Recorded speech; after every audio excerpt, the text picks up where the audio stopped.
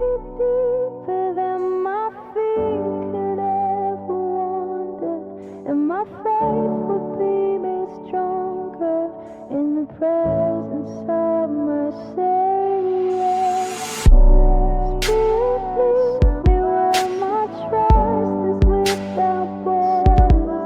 Let me walk upon the water wherever you would call me.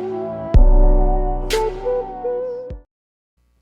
Que bom que é poder vir de São Paulo para cá e poder reencontrar os irmãos. Nós sentimos assim, eu converso com outros seminaristas lá em São Paulo, que moram comigo, e uma das coisas que pesa muito para a gente é a saudade da família, às vezes, e a saudade da comunidade a qual nós fazemos parte. Quando a gente volta para casa, porque essa aqui é uma extensão da minha casa, é muito bom de verdade. Eu gostaria que vocês soubessem que eu amo vocês em Cristo muito, muito mesmo. E é sempre uma alegria para mim, caríssimos irmãos, poder vir aqui ministrar a palavra para essa comunidade que tanto me acolheu, que tanto me amou, me ama, e a comunidade que me sustenta. Vocês, os presbíteros, eu queria agradecer pela vida de cada presbítero sempre, porque são meus parceiros assim, muito parceiros, assim como o reverendo Isaías. E sobre o reverendo Isaías, ele não sumiu. Ele teve um compromisso hoje, foi pregar na primeira igreja de Avaré, e aí eu fiquei incumbido hoje de conduzir a homilia para vocês. Amém, irmãos? Mais alegria ainda de poder estar aqui essa noite, para completar essa alegria, é saber que nós estamos no mês de outubro. E o mês de outubro é um mês muito importante para nós, os protestantes. Alguém sabe o que nós comemoramos nesse mês? Alguém sabe? Alguém tem ideia? Exatamente, é uma grande alegria. Nesse mês, nós comemoramos os 504 anos da Reforma Protestante. No dia 31 de outubro de 1517, o monge agostiniano Martinho Lutero fixou suas 95 teses na porta da Catedral de Wittenberg, na Alemanha, dando o pontapé inicial nesse movimento que atravessaria décadas, e movimento que chegou até nós, porque nós somos uma igreja filha dessa reforma. Isso é para nós nos regozijarmos diante de Deus e sermos gratos, porque homens e mulheres, para que a verdade, para que nós tivéssemos acesso à Escritura, entregaram suas vidas ali, para que tudo isso hoje nós tivéssemos aqui na igreja presbiteriana, nas batistas, enfim, as igrejas evangélicas ao longo do mundo. É motivo de grande gratidão, de nós sermos muito gratos a Deus. E nós, enquanto IPI de São Manuel, Igreja Presbiteriana Independente de São Manuel, vivemos respinga em nós essa reforma, e que nós sejamos sempre como esses homens e mulheres guerreiros, no sentido de transmitir a verdade do Evangelho, no sentido de sermos fiéis à Escritura em todo o tempo. Meus irmãos, a homilia hoje, nessa homilia, eu queria falar com os irmãos um pouco. Eu sei que o tempo vai ser um breve tempo, mas que nós possamos ser abençoados de alguma maneira nesse breve tempo que estaremos aqui. Que o Senhor esteja conosco. Nessa homilia eu queria falar um pouco com os irmãos sobre fé e obras. E juntos, que nós possamos levantar algumas questões importantes a despeito desse assunto. Por exemplo, como conjugar fé e obras. Como fazer isso da maneira correta. Nos perguntarmos se nós realmente compreendemos o que vem a ser a fé. Fé que é um dos pilares da reforma protestante. São 5 pilares da reforma. Um deles é o sola fide, ou, traduzindo, somente a fé. E o texto que nós vamos lançar mão essa noite para estar falando um pouco sobre isso, é o texto de Tiago, a epístola de Tiago, no capítulo 2, dos versículos 14 a 26. E o título desse trecho é Fé e Obras. Os irmãos queiram abrir as escrituras, ligá-las. Hoje tem que falar os dois, né? Muita gente usa no celular. Para os irmãos que porventura estejam sem a sua Bíblia, o Caio, como sempre, está projetando ali. Mas só um adendo, irmãos. É muito importante que nós tenhamos a Escritura em mãos. Porque um outro pilar da reforma é o sola Escritura, ou somente a Escritura. É a nossa marca. Nós somos o povo da Bíblia. E como povo da Bíblia, nós temos que ter contato com a Bíblia. Lermos, estudarmos, meditarmos, enfim. Não dá para nós não termos esse diálogo com as Escrituras, porque a Escritura é o que sustenta, direciona e coordena a nossa fé. Então é muito importante que nós tenhamos a nossa. Eu tenho a minha já está até meio velhinha. Os irmãos acharam o texto? Bom, antes de nós fazermos a leitura, eu queria falar um pouco com os irmãos sobre a estrutura da epístola de Tiago, a estrutura dessa carta. Porque compreender a estrutura, compreender alguns meandros dessa epístola, vai nos ajudar a compreender muito da fala de Tiago. Então é muito importante que a gente avalie os destinatários, a data que ela foi escrita, assim como o seu conteúdo. Isso é muito importante para uma melhor compreensão do que nós estamos lendo e meditando. Bom, irmãos, os destinatários da epístola de Tiago, eles são as 12 tribos da dispersão. Esse nome, irmãos, ele é dado aos cristãos judeus. Alguns teólogos acreditam na possibilidade de que Tiago tenha escrito aos cristãos judeus que foram dispersos por ocasião da perseguição desencadeada em Atos 8. Olha que interessante, perceba como a Escritura, um texto conversa com o outro. Perceba como é interessante nós entendermos esses meandros e como isso enriquece a nossa compreensão da Escritura. Isso é muito bom de se fazer. Eu não vou ler o texto de Atos 8, porque nós não temos nem tempo para isso, mas que os irmãos possam, em suas casas, dar uma avaliada nesse texto. Sobre a data que essa epístola foi escrita, sendo esse Tiago identificado como irmão do Senhor, a epístola, ela deve ser datada antes do ano de 62 depois de Cristo, ano em que Tiago foi martirizado. É possível que ele tenha escrito a epístola perto do fim de sua vida, mas algumas considerações apontariam para uma data um pouco anterior, cerca de no ano 50 depois de Cristo, o que tornaria a epístola de Tiago o primeiro dos escritos do Novo Testamento. Outra coisa interessante, quando nós buscamos alguns fatos, alguns acontecimentos, conhecer mais sobre o contexto, a estrutura do livro ou da epístola que nós estamos lendo, ela dá muitas informações valiosas para a gente. E essa é mais uma.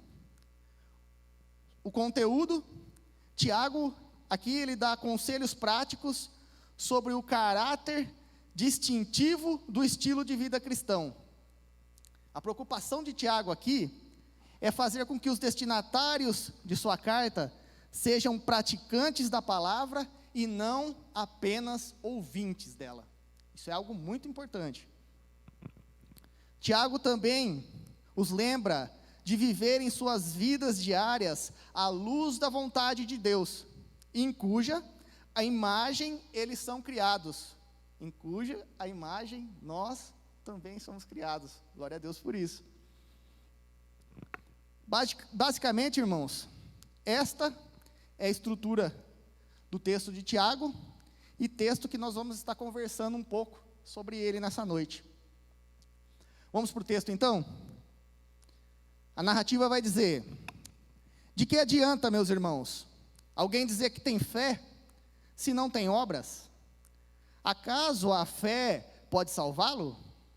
Se um irmão ou uma irmã estiver necessitando de roupas e de alimento de cada dia, e um de vocês lhe disser: vá em paz, aqueça-se e alimente-se, até satisfazer-se, sem, porém, lhe dar nada, de que adianta isso? Assim também a fé, por si só, se não for acompanhada de obras, está morta. Mas alguém dirá: você tem fé, eu tenho obras. Ok. Mostre-me sua fé sem obras, e eu mostrarei a minha fé pelas obras. Você crê que existe um só Deus? Muito bem. Até mesmo os demônios creem e tremem. Insensato. Quer certificar-se de que a fé sem obras é inútil? Não foi Abraão, no nosso antepassado, justificado por obras, quando ofereceu seu filho Isaque sobre o altar?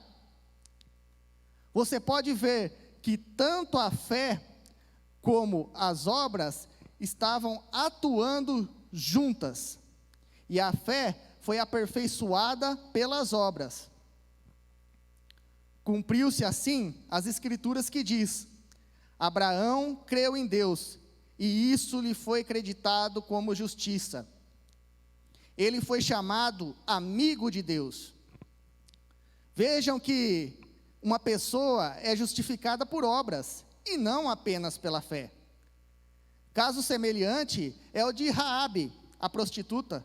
Não foi ela justificada pelas obras, quando acolheu os espias e os fez sair por outro caminho?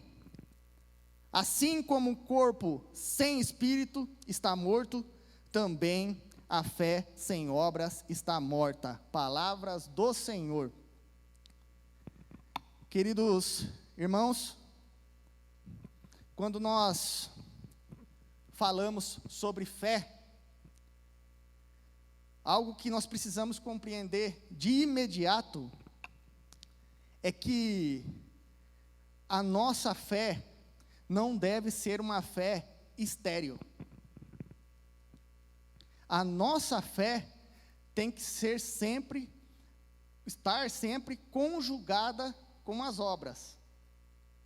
Nós não podemos ter uma fé só por palavras, por meio de palavras. Eu tenho fé em Cristo Jesus, eu congrego em uma determinada comunidade, eu participei dos sacramentos e participo da Eucaristia, da ceia do Senhor, enfim. A nossa fé, tudo isso é muito importante, mas a nossa fé não pode, de maneira nenhuma, resumir-se a isso. A nossa fé, ela deve ser acompanhada de ações práticas. E é isso que nós vamos entender na fala de Tiago nessa epístola. No capítulo 2, após tratar do problema da acepção de pessoas, Tiago agora trata do problema da fé sem obras. Uma coisa que também vale ser ressaltada aqui, é que Tiago era um judeu.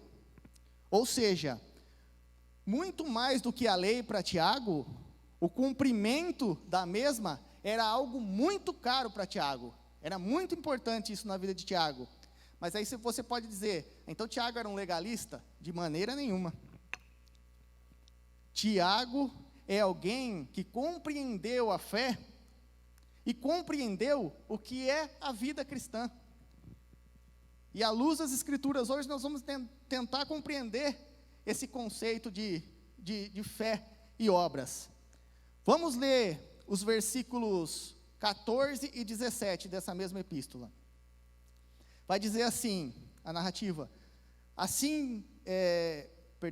de que adianta, meus irmãos, alguém dizer que tem fé, se não tem obras? Acaso a fé pode salvá-lo? Se um irmão ou irmã estiver necessitando de roupas e de alimento de cada dia, e um de vocês lhe disser, vá em paz, aqueça-se, alimente-se até satisfazer-se, sem porém lhe dar nada, de que adianta isso? Assim também a fé por si só, se não for acompanhada de obras, ela está morta. Eu torno a dizer, para que nós gravemos isso nas nossas mentes. A primeira coisa que precisamos compreender é que a fé em Cristo não é uma fé estéril. A fé em Cristo não é uma fé sem frutos. A fé em Cristo, ela não é uma fé sem vida e tampouco uma fé sem ações práticas.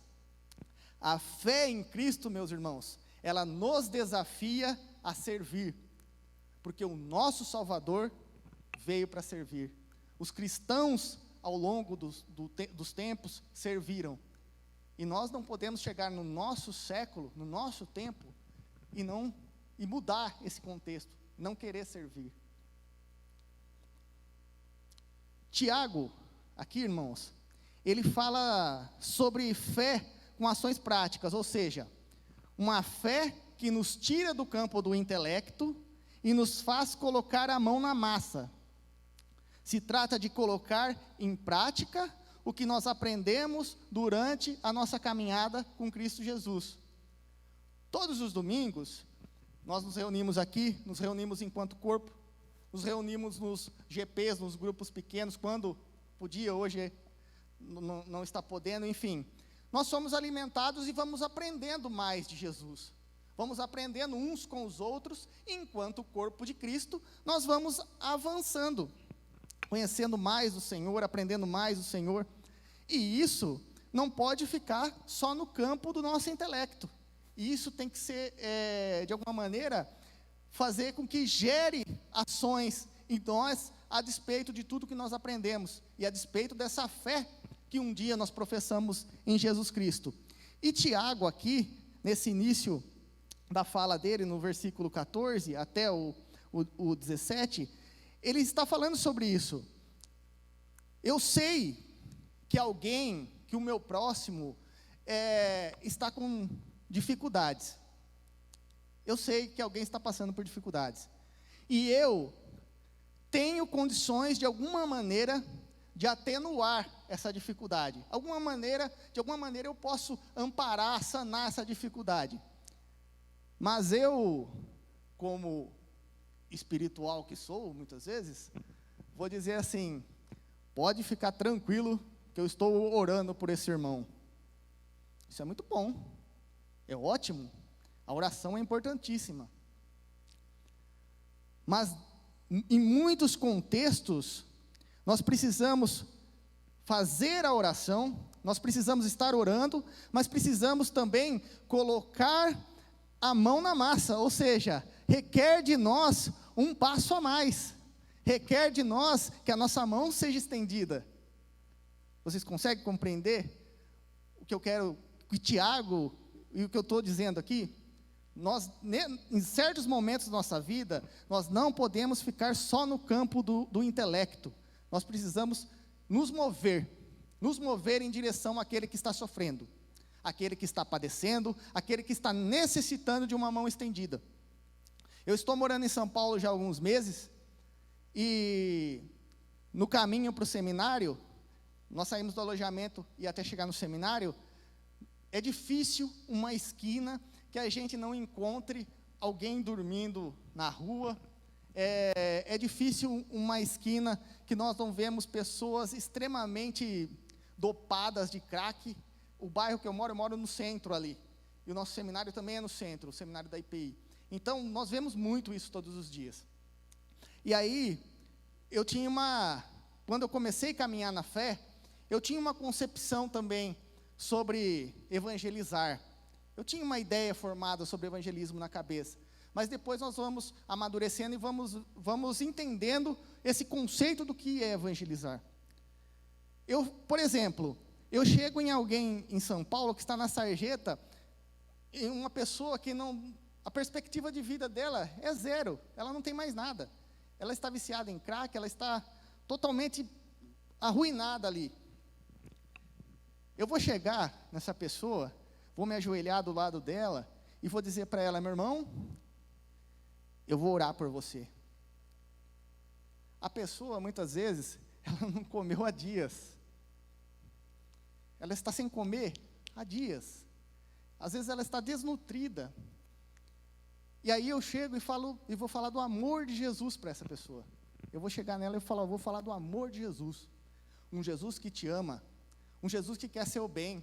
E é verdade, Jesus quer o bem. Mas para que essa pessoa, no mínimo, ela dê ouvidos ao que eu vou falar, eu tenho que mostrar esse amor na prática.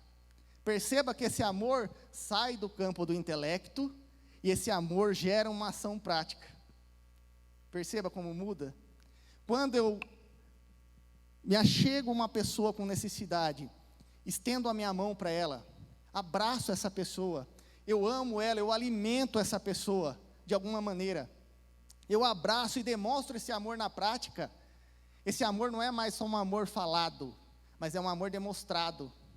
E é o mesmo amor que Cristo demonstra por cada um de nós todos os dias. Todos os dias. Todos. Eu venho provando isso assim, desde a minha conversão. Às vezes nós achamos que aprendemos tudo de Jesus, o que aprendemos o bastante, e não aprendemos é nada, porque todos os dias Jesus nos ensina de maneiras e maneiras e maneiras diferentes. Jesus coloca pessoas na nossa vida, nos apresenta pessoas diferentes. Como conheci um seminarista de Presidente Prudente que mora comigo, eu nem sabia da existência dele. Hoje eu partilho quarto com alguém assim que é um estranho, se tornou um irmão na fé e um irmão na prática, porque um irmão que me acolhe, me ampara, um irmão que me aconselha, um irmão que puxa a minha orelha. Nós fazemos sermão lá, montamos nosso sermão, e nós vamos nos nossos amigos de quarto, falamos assim: dá uma lida no meu sermão aí, mas seja sincero, e não falta sinceridade, porque eles falam mesmo: isso aí não está legal não, isso aí não tem que trocar, isso aí não é bíblico. Enfim, isso é muito importante, é Deus nos ensinando. Então, quando o Tiago fala sobre isso, meus irmãos, de que adianta eu falar sobre a minha fé, se a minha fé não demonstra nenhuma prática? É só uma fé falada, é só uma fé que eu falo de Jesus, Jesus te ama, Jesus quer o seu bem, mas a pessoa não consegue ver um vestígio desse amor na pessoa que está falando a ela. Então, isso, na concepção de Tiago, quando nós entendemos o que Tiago está falando, é uma fé morta. Mas falando sobre ajudar, falando sobre estender a mão, é bem verdade também que nós não temos como resolver todos os problemas do mundo. Nós não temos como fazer isso. Mas vale lembrar que Tiago não está falando sobre isso. E tampouco ele está falando sobre fazer caridade esperando obter algum favor de Deus, porque isso seria barganha, o que é erro também. O nosso desejo em servir ao nosso próximo, e serviremos ao nosso próximo sempre que pudermos, nasce da regeneração realizada pelo Espírito Santo de Deus em nós. Quando eu sou acometido pelo Espírito Santo, quando o Espírito Santo fala ao meu coração, quando o Espírito Santo evidencia o pecador que eu sou, quando eu reconheço esse poder, eu me ajoelho diante do Senhor, e nada mais eu tenho, a não ser Cristo. E essa transformação, essa mudança que se dá em minha vida, ela vai gerar ações práticas. Não tem como. Ela tem que gerar ações práticas. Ela tem que gerar boas obras. Porque se a minha conversão, se a minha fé, se a minha maneira de caminhar com Cristo, ninguém nota, e não é para minha glória que eu estou dizendo isso, não é para nossa glória, mas é porque a transformação de Cristo vai fazer com que isso aconteça em nós. Se ninguém nota isso, nenhuma mudança em nós, tudo isso é vão. Tiago vai dizer, mais uma vez, é fé que está morta. Marcos, não precisa abrir, Marcos 10:45 vai dizer: pois nem mesmo o Filho do Homem veio para ser servido, mas para servir e dar a sua vida em resgate por muitos. Prática. Jesus vem, morre numa cruz e demonstra com ações práticas o seu amor por nós, nos redimindo, pecadores, falhos, miseráveis como nós somos. E Jesus mostra em ações práticas esse amor.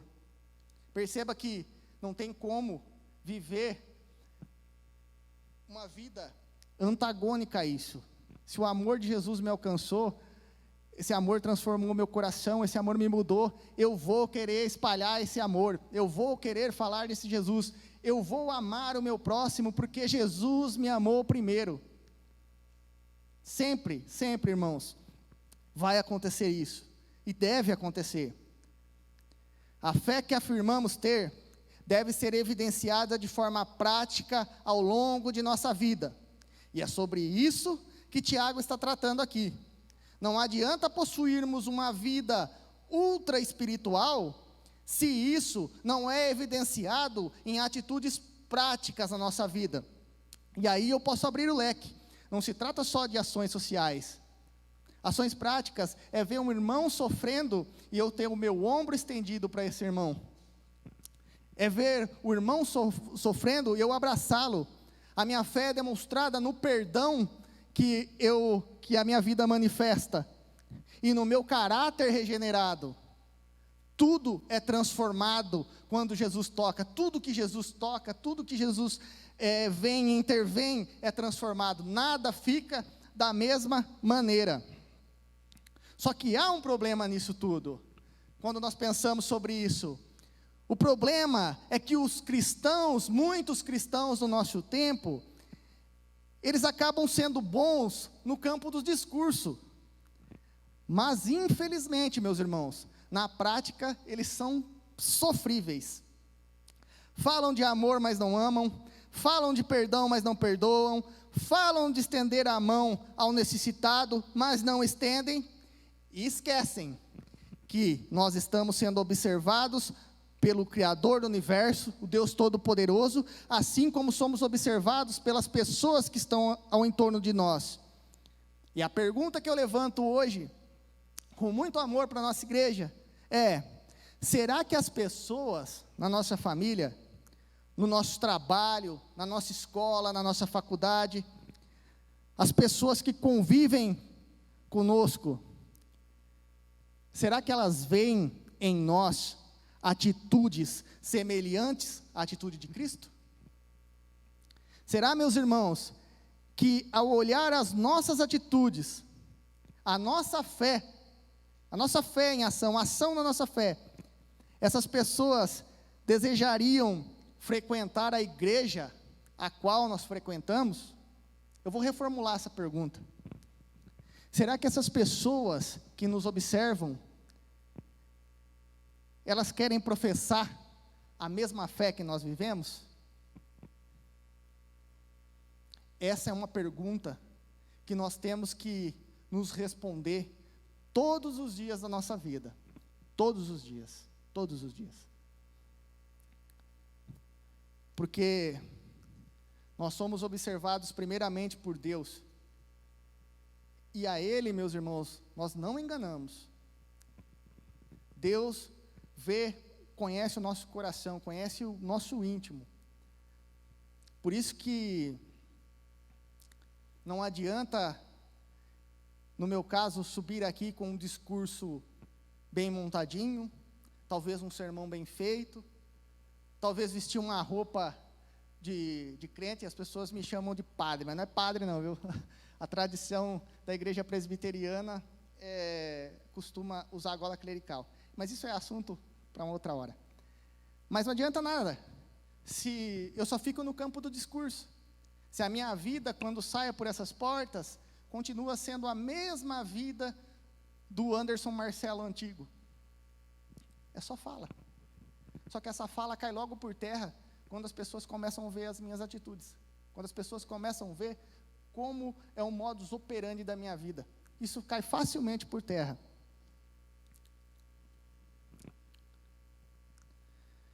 As pessoas precisam ver em nós, queridos, algo mais do que um trejeito ou um discurso gospel. As pessoas precisam, a humanidade precisa urgentemente ver nos cristãos o evangelho sendo colocado em prática. Segundo Tiago, a fé por si só não tem valor algum, se não for acompanhada por obras. Mais uma vez, a nossa fé é morta. E isso, irmãos, Deus, quando nós falamos sobre exortação, Deus exorta aqueles que Ele ama. E quando eu vou ler a Bíblia, fazer as minhas devocionais, preparar o sermão, quando eu sou afrontado por isso, eu sou incomodado por isso, isso é muito bom. Às vezes nosso ser reluta com algumas coisas. Às vezes nós não queremos aceitar muito bem o que Deus... A gente até quer dar um jeitinho. Mas Deus não está falando muito isso, né?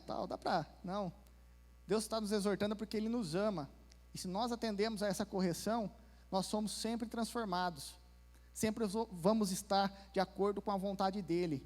E a vontade do Senhor para nossas vidas, ela é sempre boa, perfeita e agradável. Sempre, meus queridos. Bom, até agora eu falei sobre fé, obras, enfim.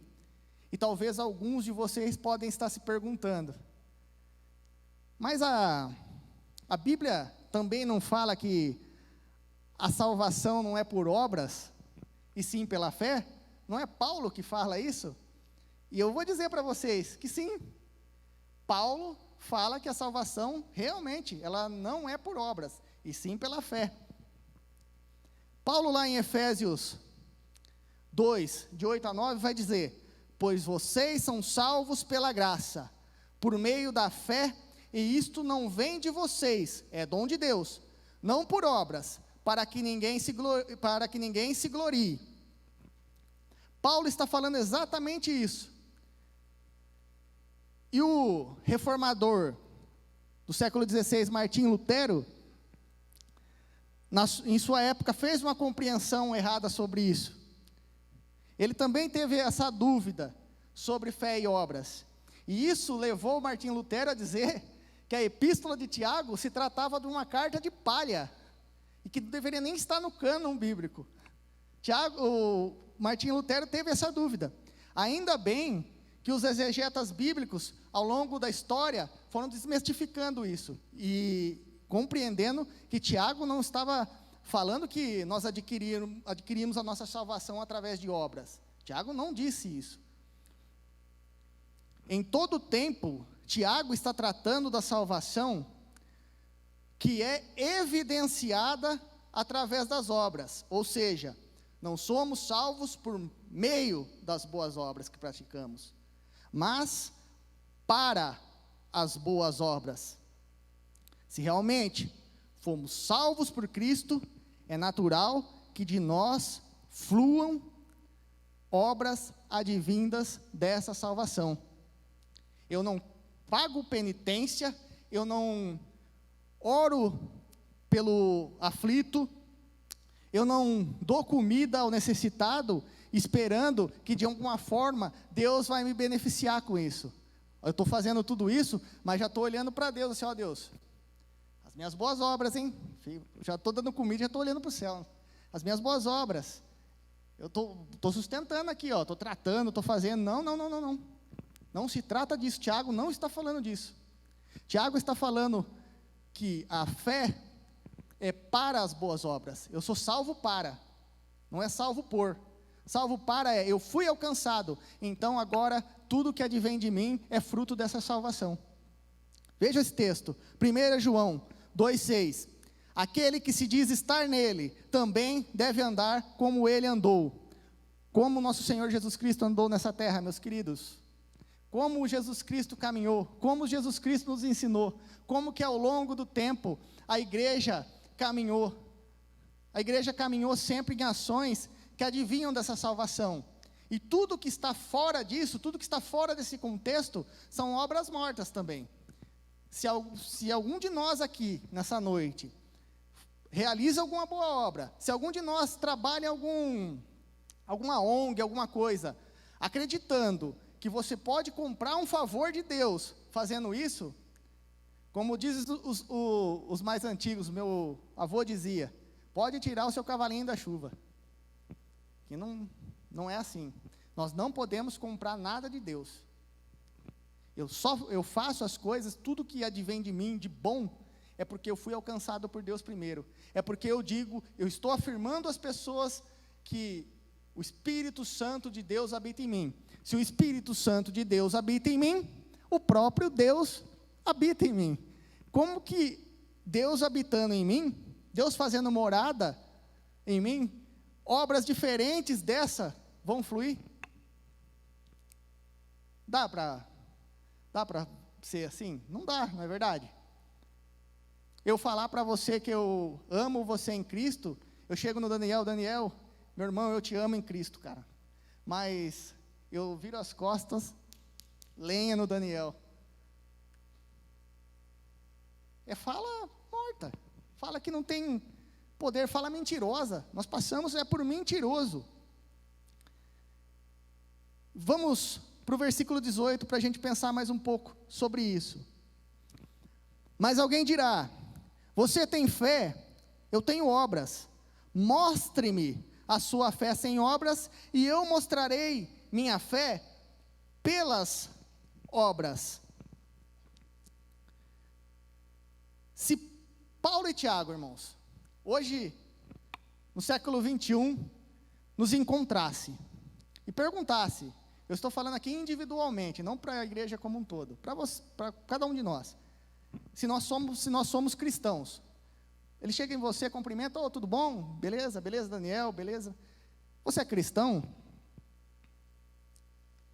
Talvez, muitos de nós iam dar a resposta para eles, com base na placa da igreja em que nós congregamos. Sim, eu sou cristão, sim, Tiago, eu sou cristão, Paulo. Eu congrego na igreja presbiteriana independente de São Manuel. Igreja reformada, hein?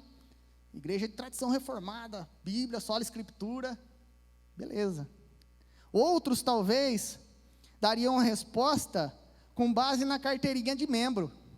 Sim, eu sou cristão. Está aqui o meu cartão, a minha carteirinha. Ou outros até porque participam dos sacramentos. Eu participo da ceia, fiz o meu batismo, a minha profissão de fé. Tudo isso é importantíssimo, nós temos que fazer isso. Mas não seria essa a resposta que esses homens esperariam ouvir de nós, biblicamente falando. Mostre-me a sua fé sem obras, e eu lhe mostrarei minha fé pelas obras. A fé que eu professo ter será mostrada através das minhas ações, ou seja, as minhas ações vão falar por mim. Eu não preciso sair falando para os 7 ventos que eu sou cristão. Eu sou cristão, andar com a placa, eu sou cristão, Jesus te ama, eu sou cristão. Eu não estou falando contra fazer isso, irmãos. Pode fazer uma placa, falar com as pessoas, tudo isso é muito bom. Mas o que eu quero dizer aqui, diante das Escrituras, é que isso não nos torna cristãos. não nos torna cristãos. Eu falo isso com todo o amor do mundo para nossa comunidade. Isso não nos torna cristãos. Nossa fé deve todo o tempo ser conjugada com nossas obras. Todo o tempo. Se eu professo fé em Jesus, as minhas obras frutificam a partir desta fé. Eu tenho fé? Tenho. Você é cristão? Sou cristão. Vamos dar uma olhadinha nas obras desse camarada ou dessa senhorita. E aí nós vamos poder avaliar. E quem avalia isso não é eu e você. Por exemplo, eu não avalio a quantidade da minha fé, o Silas não avalia dele, não somos nós. Quem vai dizer se nós somos cristãos ou não, são essas pessoas que estão à nossa volta. As suas atitudes vão demonstrar isso. As suas atitudes. Hoje, as pessoas entram nas redes sociais e talvez algumas tenham uma falsa sensação de que ninguém está vendo o que elas fazem ali. Ninguém. Então elas fazem tudo o que elas têm vontade, como aquela frase, pintam e bordam, fazem de tudo. E eu estou falando das redes sociais porque hoje quase todo mundo está nesse meio. Poucos são os que não estão. Mas aí, muitas vezes você olha para a pessoa e a pessoa fala, eu sou cristão também, eu sou cristão igual a você. Mas aí automaticamente a sua mente já é ligada a ações que você viu e fala, mas pera lá, tem alguma coisa estranha aí. Percebam? Como que não somos nós que vamos dizer, eu tenho fé pra caramba em Jesus. Eu sou um cara que segue Jesus, congrega em uma igreja, participo da ceia, legal. Mas não se trata disso, queridos. Não se trata disso. E Tiago vai nos dar outro exemplo sobre fé com ações práticas, que é o exemplo de Abraão e Raabe. Versículo 20. Tiago vai dizer: insensato, quer certificar-se de que a fé sem obras é inútil? Não foi Abraão, nosso antepassado, justificado por obras, quando ofereceu o filho Isaque sobre o altar? Você pode ver que tanto a fé como obras estavam atuando juntas, e a fé foi aperfeiçoada pelas obras.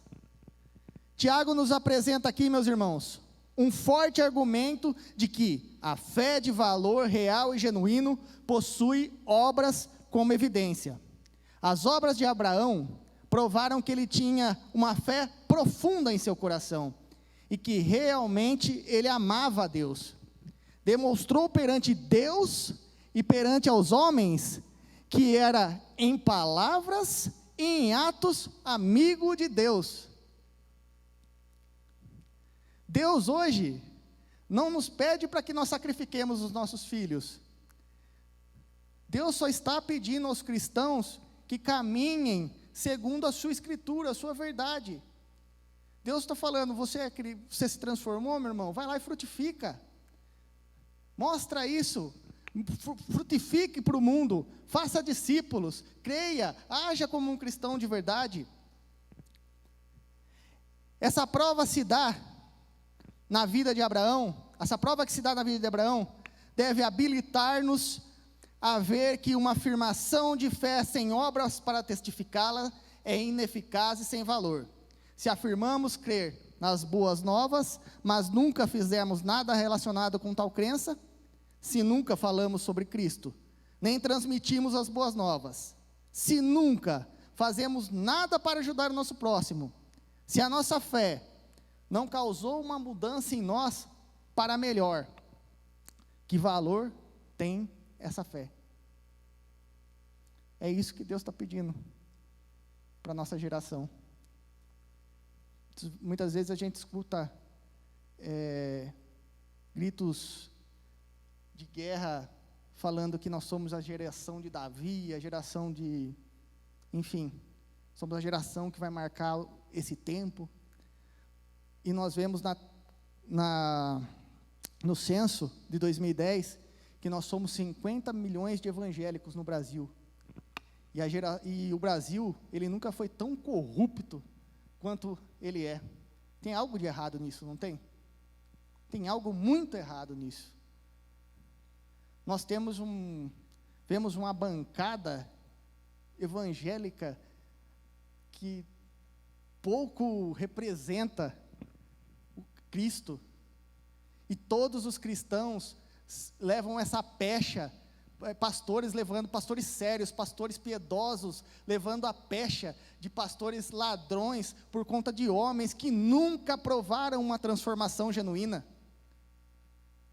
Por homens que muitas vezes abriram uma porta nas suas casas e eles mesmos se intitularam pastores e começam a conduzir uma igreja, pessoas que sofrem, pessoas que estão ali precisando de uma transformação, e ele abusa dessas pessoas. Nós vemos escândalos terríveis, causados por homens que se dizem pastores. Como que nós podemos viver uma fé dessa maneira? E todos os cristãos levam essa pecha. Você é crente? Nossa, igreja só dá ladrão, eu não vou na igreja. O pastor rouba, não sei o quê, faz não sei o quê. Percebam que são essas pessoas que se dizem possuir fé em Cristo, mas quando vão fazer as suas obras evidenciam que elas são outra coisa. Elas são tudo menos filhos de Deus, alguém que foi alcançado por Deus.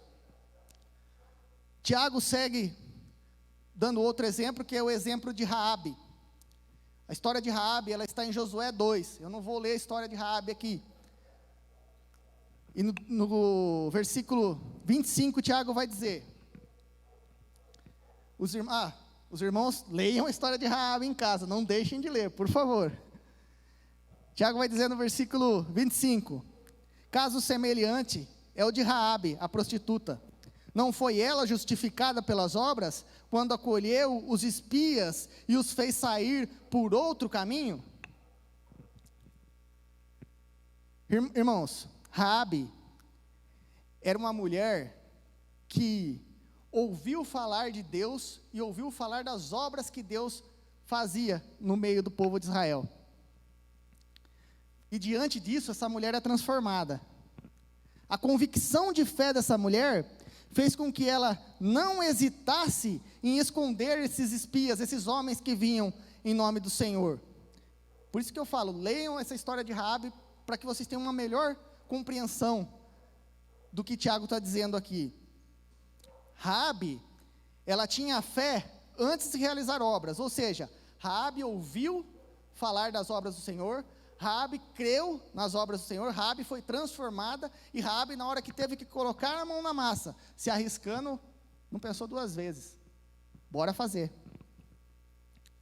Paulo vai dizer em Hebreus 11:31, pela fé, Raabe, a meretriz, não pereceu com os que agiram desobedientemente, porque ela recebeu os espiões de modo pacífico.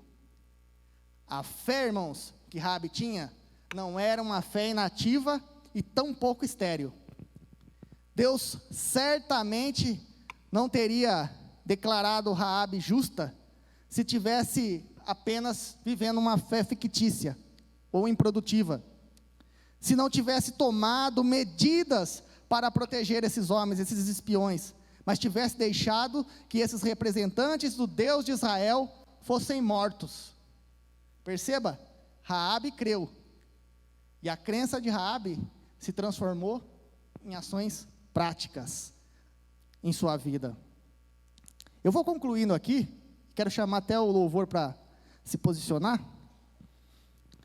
mas eu queria, irmãos, concluindo essa mensagem, fazer com que os irmãos pensassem, percebessem como Tiago traça uma linha linear, apresentando exemplos entre conjugação de fé e obras.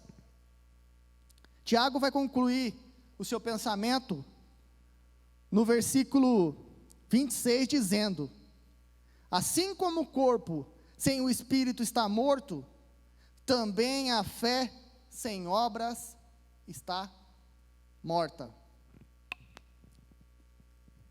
que as obras que fluem das nossas vidas evidenciam fora do âmbito da igreja?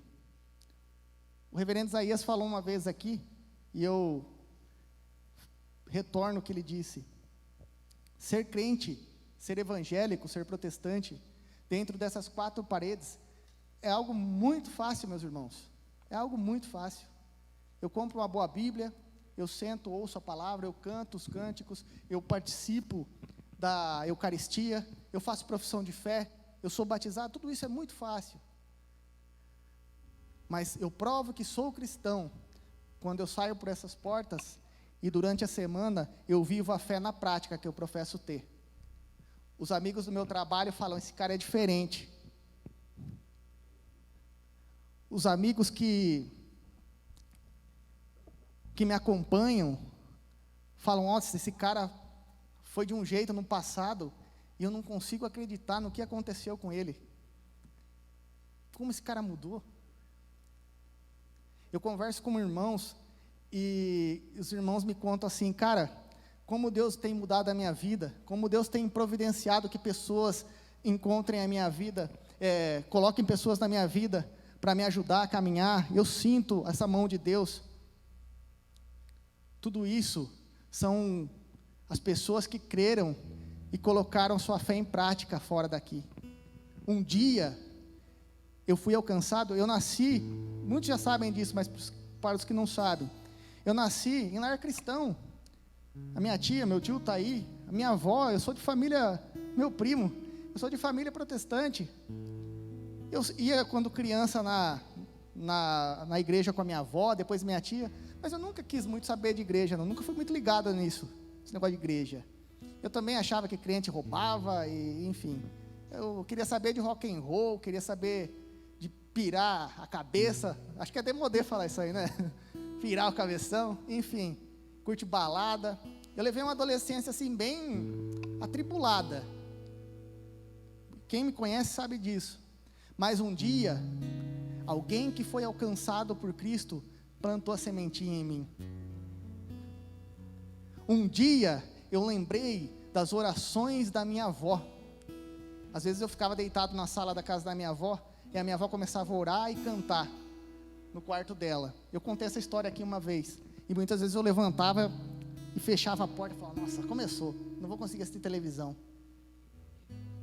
Só que quando eu passei por os momentos mais cinzentos da minha vida, foi quando eu lembrei das orações que a minha avó fazia, e eu falei: eu vou clamar ao Deus da minha avó.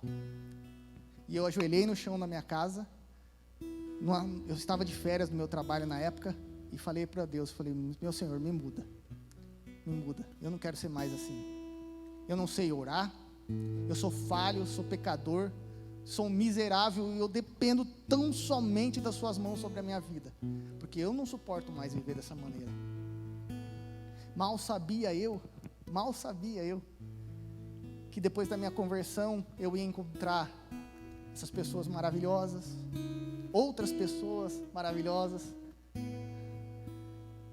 pessoas que me ensinaram na prática o que é amar, pessoas que me motivaram, me inspiraram, pessoas que confiaram em mim, um cara que talvez outra hora era um baladeiro sem eira e nem beira, confiaram adolescentes aos meus cuidados.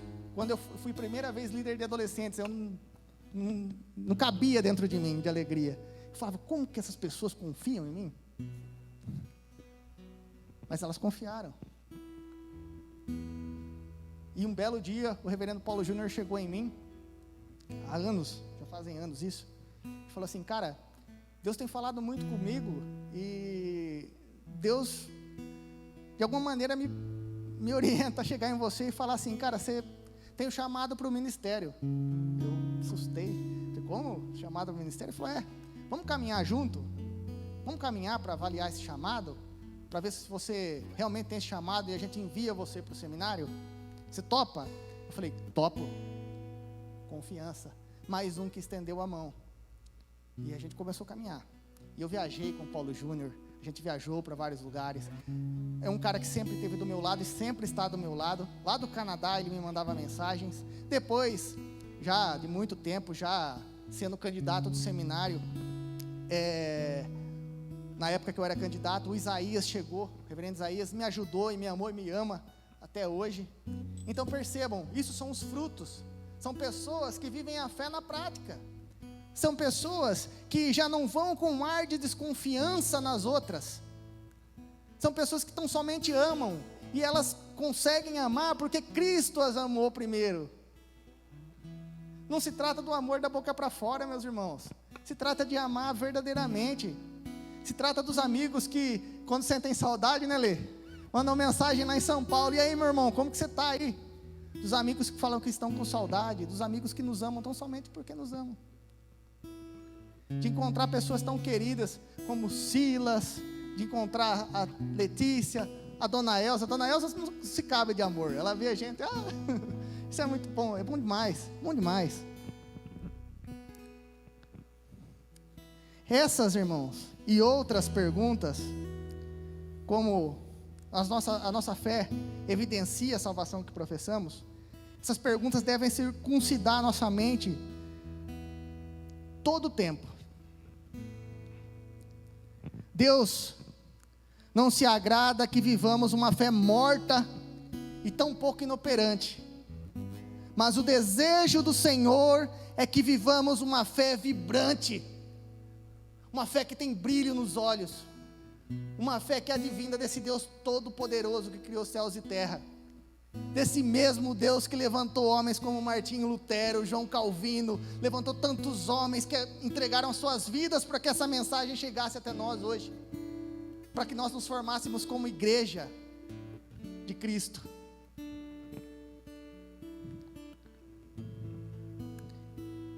O desejo do Senhor é que vivamos uma fé que contagie, fazendo com que as pessoas percebam isso em nós, para a glória do seu nome, não para nossa glória, mas para a glória do nome do Senhor. E talvez você, eu não sei como o coração de vocês está nesse momento, ou nessa noite, eu já disse isso e torno a dizer, talvez você ouviu esse sermão, essa mensagem, e percebeu que a sua vida se encontra dessa maneira. Talvez você esteja vivendo uma fé meramente religiosa, você tem cumprido os ritos, segue a cartilha que a religião impõe, mas tudo isso não tem vida, e se não tem vida, não pode gerar vida. Acaso pode uma mulher que faleceu gerar um filho? Ela não pode, porque ela está morta. Assim é a nossa fé precisa ser viva, e quem vivifica a nossa fé é o Senhor, é Ele que vivifica a nossa fé. Se nessa noite o Espírito Santo do Senhor, meu irmão ou minha irmã, mexeu com você nesse sentido, é hora de mudar, é hora de transformação. Eu, seminarista Anderson Marcelo, nessa noite eu não tenho poder nenhum para mudar ninguém, nem poder para mudar a mim mesmo. Eu sou apenas um vaso de barro. Eu sou alguém que chora, que sofre, que sente saudades. Eu sou alguém que tem medo. Eu sou alguém que sou muitas vezes aterrorizado pelos meus próprios monstros, e quem não é, eu não tenho poder. Mas o Deus que eu estou falando nessa noite, o Deus que conduz essa igreja, o Deus do universo, o Deus que construiu tudo o que nós conhecemos, o Deus que nos fez, esse Deus pode, esse Deus tem poder para te mudar. Deus não está nem um pouco preocupado, meus irmãos, com a placa da igreja que nós fazemos parte, nem um pouco preocupado. E tão pouco se nós temos carteirinha de membro, ou se nós temos um certificado assinado de batismo.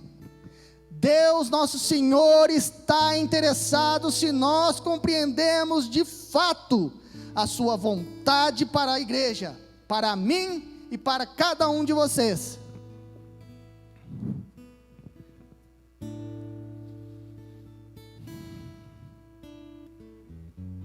Deus está preocupado se a nossa transformação gera vida. Se quando nós saímos daqui, nós somos aqueles caras que quando falam de Jesus, ou a nossa presença, as pessoas olham e falam assim: pô, esse cara tem alguma coisa diferente. É estranho. É estranho. Isso é Jesus.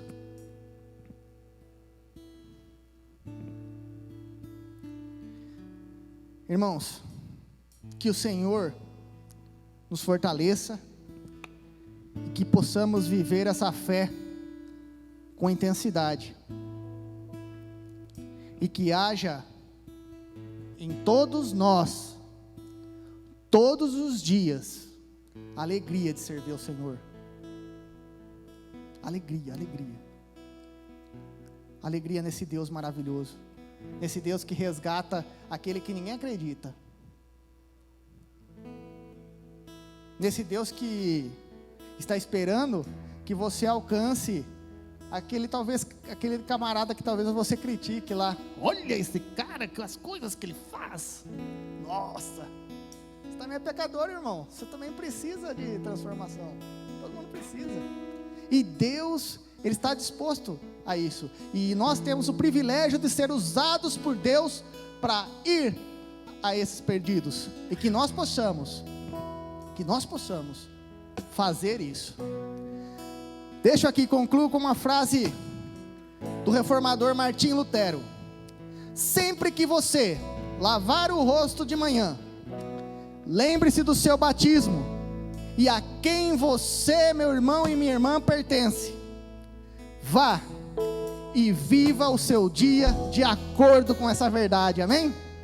Que nós possamos viver essa verdade que transforma, essa verdade que enche o nosso coração de alegria, essa verdade que nos sustenta, esse Deus que transforma, esse Deus que não está preocupado com a placa B, placa A de igreja, mas o Deus que tem compromisso com a sua igreja, com a congregação dos santos. Por isso, todas as igrejas, indiferente de placa de nome de comunidade, nós somos igreja do Senhor. E que nós vivamos dessa maneira, e que Jesus, esse Deus poderoso, todos os dias transforme o coração de cada um de vocês. Jesus os abençoe.